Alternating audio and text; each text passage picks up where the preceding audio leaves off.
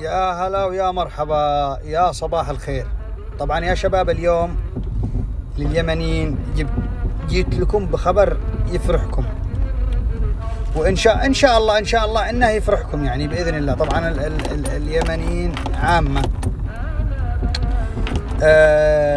جبت لكم خبر باختصار، يعني ما أبغى شدد. ترى الكلام الكثير يحس إنه يشتت الواحد.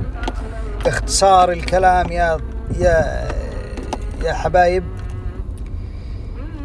استمارة أمريكا الكفالة الخماسية فتحت.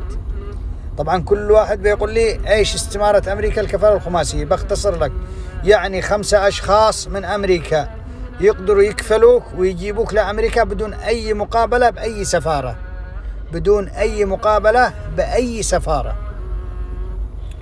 طبعا مقابلتك راح تكون وين؟ في المطار الذي بتوصل له. ما ادري بتوصل انت بواشنطن او نيويورك او ميشيغان.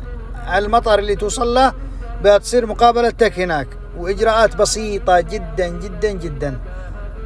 طبعا الكلام هذا لليمنيين النازحين اللي خارج اليمن.